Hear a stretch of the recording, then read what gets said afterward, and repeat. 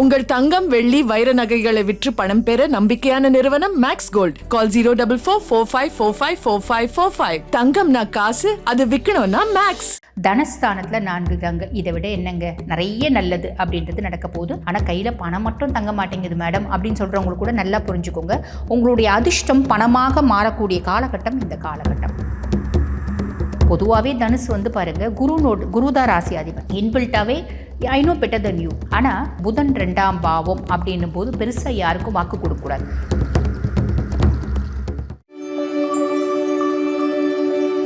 தனுசு ராசி அன்பர்கள், உங்களுக்கு சதுர்கிரக சேர்க்கை, 4 கிரக சேர்க்கை மகர வீட்டில்.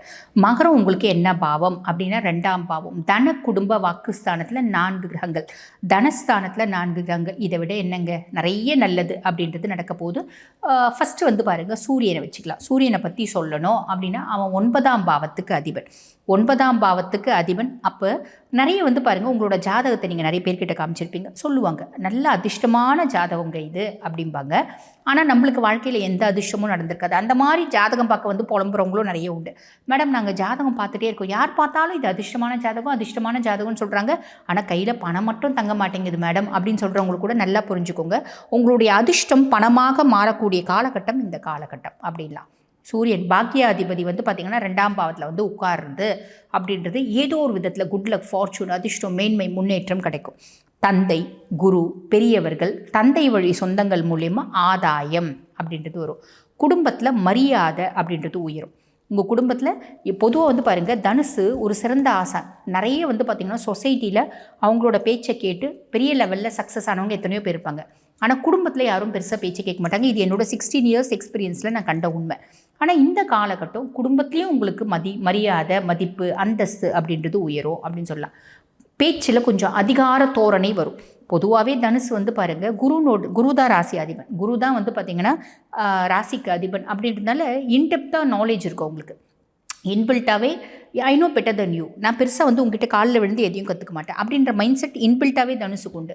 அப்போ இந்த காலகட்டத்தில் அவங்களோட சூரியனும் வந்து அவங்களுக்கு 2ஆம் பாவத்தில் உட்காரதுனால பேச்சில் கொஞ்சம் அதிகாரம், ஆளுமை அப்படின்றது இருக்கும். ராஜகிரகம் இல்லையா, அந்த ஆளுமை அப்படின்றது ஜாஸ்தி இருக்கும். அதுக்கப்புறம் புதனும் இருக்கார் இல்லைங்களா. புதன் 7 மற்றும் 10க்கு அதிபன். அதாவது கலத்திரஸ்தானத்துக்கும் அவன் தான் அதிபன், 10ஆம் பாவம் தொழில் ஸ்தானத்துக்கும் அவன் தான் அதிபன். அவன் வந்து பார்த்திங்கன்னா 2ஆம் பாவத்தில் வந்து உட்கார்றான் அப்படின்னும் போது இவங்களோட புத்திசாலித்தனமான பேச்சு மூலிமா நல்ல லாபம் அப்படின்றது சம்பாதிப்பாங்க. ஆனால் இது வந்து பாருங்கள், புதன் 2ஆம் பாவம் அப்படின்னும் போது பெருசாக யாருக்கும் வாக்கு கொடுக்கக்கூடாது. காரணம் என்ன அப்படின்னா, தனுசு ராசி என்பர்கள் உங்களோட ராசி அதிபன் குரு பகவான். புதன் வந்து பாதக கிரகம்.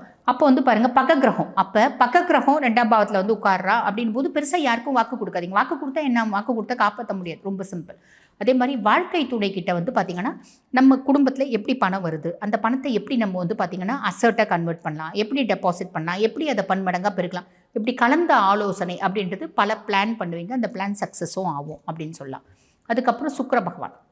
சுக்கிரனை பற்றி சொல்லணும் அப்படின்னா உங்களுக்கு 6 மற்றும் 11க்கு அதிபன். 6 மற்றும் 11க்கு அதிபன் அப்படின்னும் போது ருணரோக சத்ருஸ்தானத்துக்கும் அவன் தான் அதிபன், லாபஸ்தானத்துக்கும் அவன் தான் அதிபன். அவன் இப்போ 2ஆம் பாவத்தில் வந்து உட்கார்றான் அப்படின் போது நண்பர்கள், உங்களோட ஃப்ரெண்ட்ஸ் இருக்காங்க அப்படின்னா ஃப்ரெண்ட்ஸ் மூலிமா ஒரு பெருத்த சப்போர்ட், ஃப்ரெண்ட்ஸ் மூலிமா ஒரு ஆதாயம், ஃப்ரெண்ட்ஸ் மூலிமா ஒரு ஏதோ ஒரு விதத்தில் நம்மளுக்கு ஒரு தொழில் தொடங்குகிறோம் அப்படின்னு வச்சுக்கோங்களேன், இன்வெஸ்ட்மெண்ட் பண்ணோம், யோசிக்கிறேன், எங்கள் வீட்டில் எதுவும் வந்து கொடுக்கறதுக்கு எதுவுமே இல்லை, ஃப்ரெண்ட்ஸ் சப்போர்ட் பண்ணுவாங்க. நான் இன்வெஸ்ட்மெண்ட் பண்ணுறேன்ப்பா, நீ செய், நீ பெரிய லெவலில் சக்ஸஸ் ஆக எனக்கு தெரியும் அப்படின்னு ஃப்ரெண்ட்ஸ்னுடைய நம்பிக்கை, ஃப்ரெண்ட்ஸ்னுடைய சப்போர்ட்னால நம்ம வந்து பார்த்திங்கன்னா பெரிய லெவலில் அப்லிஃப்ட்மெண்ட் ஆகிறதுக்கு வாய்ப்பு உண்டு. புரியுதுங்களா? அது ஒரு பெரிய ப்ளஸ்.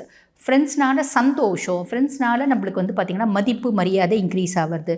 நம்மளோட மூத்த சகோதரிகளோட சப்போர்ட்டு, அவங்களோட வந்து பாருங்கள் ஒரு பெருத்த வந்து ஹெல்ப்பு, இதெல்லாம் நம்மளை முன்னேற்றம் அப்படின்ற ஒரு பாதையை நோக்கி கொண்டு போகும்.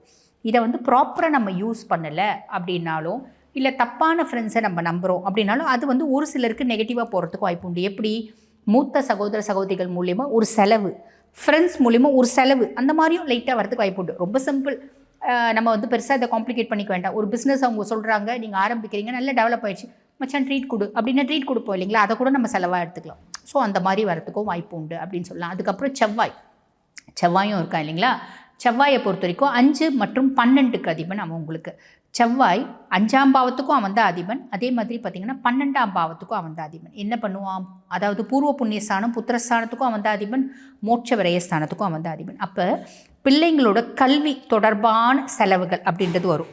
இப்போ ரொம்ப சிம்பிள், நீங்கள் பிள்ளைங்களை வந்து வெளிநாடு அனுப்பிச்சு படிக்க வைக்கலான்னு நினைக்கிறீங்க. பிள்ளைங்களுக்கு ஹையர் எஜுகேஷன் வந்து பார்த்திங்கன்னா நீங்கள் அரேஞ்ச் பண்ணணும்னு நினைக்கிறீங்க. பிள்ளை MBBS படிச்சிடுச்சு, அதுக்கப்புறம் வந்து பார்த்திங்கன்னா நீட் கிளியர் பண்ணிடுச்சு, MD சீட்டு பெருசாக கிடைக்கல, கொஞ்சம் நம்ம பேமெண்ட் சீட் வாங்கலான்னு ஆசைப்பட்றீங்க. இந்த மாதிரி நிறைய விஷயங்கள் நீங்கள் யோசிப்பீங்க. யோசித்து செலவும் பண்ணுவீங்க. இது நல்லதா அப்படின்னா ரொம்ப நல்லது தான். நம்ம பிள்ளைங்களோட முன்னேற்றத்துக்காக நம்ம பண்ணக்கூடிய செலவு அப்படின்னு சொல்லலாம். அதே மாதிரி பிள்ளைங்களை வெளிநாடு அனுப்பிச்சு படிக்க வைக்கணும்னு நினைக்கிறது, பிள்ளைங்களை வெளிநாடு வந்து பார்த்திங்கன்னா வேலைக்கு செலவு பண்ணி அனுப்புறது, நம்மளே வந்து பார்த்திங்கன்னா வெளிநாடு போயிட்டு இங்கேருந்து பத்துமலை முருகனை போய் பார்த்துட்டு வருது, கதிர்காம முருகனை போய் பார்த்துட்டு வருது, மலேசியா போய் சிங்கப்பூர் போய் முருகனை பார்த்துட்டு வருது, ஸ்ரீலங்கா போயிட்டு முருகனை பார்த்துட்டு வருது. இந்த மாதிரி நிறைய விஷயங்கள் அப்படின்றது நம்ம செய்வோம். இதெல்லாம் நல்லதா அப்படின்னு கேட்டால் நல்லது அப்படின்னு தான் சொல்லணும். கோவத்தை கண்ட்ரோல் பண்ணுங்கள். பிள்ளைங்க கிட்ட கோவத்தை காமிக்காதீங்க, டென்ஷனை காமிக்காதீங்க, இரிட்டேஷனை காமிக்காதீங்க. பூர்வீகம் சார்ந்து சொத்து பத்து வீடு வாசல்லாம் இருக்குன்னா இந்த காலகட்டத்தில் நான் போய் சண்டை போட்டு வாங்கிட்டு வரேன் அப்படின்றது செய்ய வேண்டாம். கோர்ட்டில் இருக்குது அப்படின்னா இந்த காலத்தில் out of the court settlement பண்ணுறேன் அப்படின்னா அனலைஸ் பண்ணிவிட்டு out of the court settlement பண்ணிக்கோங்க. ஸோ சின்ன சின்ன விஷயங்களில் கவனமாக இருக்கீங்க அப்படின்னா மட்டும் போதுமானது. இந்த காலகட்டம் எக்ஸலண்ட்டாக இருக்கும். வாழ்த்துக்கள். நமக்கு வந்து பாருங்கள், மகர ராசியில் சதுர்கிரக சேர்க்கை அப்படின்றது இருக்குது. அந்த சதுர்கிரக சேர்க்கை அப்படின்னா என்ன அப்படின்னா 4 கிரகங்கள் ஒன்றா கூடுது. காலபுருஷனுக்கு 10ஆம் பாவம் ஜீவனஸ்தானம் அப்படின்னு சொல்லக்கூடிய மகர ராசியில் 4 கிரகங்கள் ஒன்றா வந்து சேர்றாங்க. முதல்ல வந்து பாருங்கள், ஒவ்வொரு கிரகங்கள் ஒவ்வொரு நாளில் வந்து சேர்றாங்க. உதாரணத்துக்கு சொல்லணும் அப்படின்னா சூரிய பகவான் மகரத்தில் வந்து பார்த்திங்கன்னா ஜனவரி மாதம் 14ஆம் தேதியிலேருந்து பிப்ரவரி மாதம் ஏறக்குறைய 13ஆம் தேதி வரைக்கும் இருக்கார். அதே மாதிரி செவ்வாய் பகவான் ஜனவரி மாதம் 16ஆம் தேதியிலேருந்து பிப்ரவரி 23 வரைக்கும் இருக்கார். சுக்கிரன் ஜனவரி 13லேருந்து பிப்ரவரி 6 வரைக்கும். புதன் வந்து பார்த்திங்கன்னா ஜனவரி 17லேருந்து பிப்ரவரி 3 வரைக்கும். ஆக ஒவ்வொருத்தவங்க ஒவ்வொரு நாள் வராங்க, ஒவ்வொரு நாள் மகரத்தை விட்டு கும்பத்துக்கு போகிறாங்க. இவங்க 4 பேரும் ஒரு சேர மகரத்தில் இருக்கக்கூடிய நாட்கள் 18 நாட்கள். அது என்னையிலேருந்து அப்படின்னா ஜனவரி மாதம் 17ஆம் தேதியிலேருந்து பிப்ரவரி மாதம் 3ஆம் தேதி வரைக்கும் 18 நாட்கள் ஏறக்குறைய வந்து பார்த்திங்கன்னா ஒன்றா மகர ராசியில் சஞ்சாரம் பண்ணுறாங்க. இந்த மகர ராசியில் ஒன்றா 4 கிரகங்கள் சஞ்சாரம் பண்ணுறது அப்படின்றது ஒவ்வொரு ராசிக்கும் அபரிவிதமான நற்பலன்கள் அப்படின்றத கொடுக்க போகுது.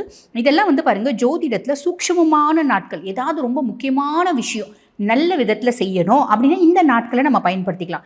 இந்த நாட்கள் நம்ம ஒரு சில விஷயம் செய்யும்போது அது பன்மடங்காக நல்ல ஒரு பலன்கள் அப்படின்றது பிறகும். ஒரு சில ராசிகள் இந்த நாட்களில் கவனமாக இருக்கணும். எந்தெந்த ராசிகள் இந்த நாட்களை வந்து பார்த்திங்கன்னா பன்மடங்காக தன்னுடைய வசதியும் வாய்ப்பையும் அந்தஸ்தையும் அதிர்ஷ்டத்தையும் பெருக்கிக்கிறதுக்கு பயன்படுத்தணும், எந்த ராசிகள் இந்த நாட்களில் அமைதியாக இருக்கணும் அப்படின்றது வந்து பாருங்கள், இந்த பதிவில் நாங்கள் முழுசும் எக்ஸ்பிளைன் பண்ணுறோம். ஆக ஸ்கிப் பண்ணாமல் பாருங்கள், உங்களுக்கு பலன்கள் தெளிவாக புரியும். உங்கள் தங்கம் வெள்ளி வைர நகைகளை விற்று பணம் பெற நம்பிக்கையான நிறுவனம் மேக்ஸ் கோல்ட். கால் 04445454545. தங்கம்னா காசு, அது விற்கணும்னா மேக்ஸ்.